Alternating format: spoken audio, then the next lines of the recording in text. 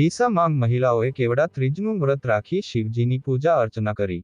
ભારતીય સંસ્કૃતિમાં વિવિધ તહેવારો અને વ્રતોનું અનેરું મહત્વ હોય છે, જેમાં ખાસ કરીને મહિલાઓ વિવિધ વ્રતો રાખી ભગવાનની પૂજા અર્ચના કરતી હોય છે। ત્યારે ડીસા સહિત સમગ્ર બનાસકાંઠા જિલ્લામાં મહિલાઓએ આજે કેવડા ત્રીજીના વ્રતની ઉજવણી કરી હતી। આ કેવડા ત્રીજુનું વ્રત પરિણીત મહિલાઓ પોતાના પતિના લાંબા આયુષ્ય માટે કરતી હોય છે, તો બીજી તરફ આ વ્રત કુમારિકાઓ પણ કરતી હોય છે। કુંવારિકાઓ તેમને સારો જીવનસાથી મળે તે માટે આ વ્રત રાખતી હોય છે।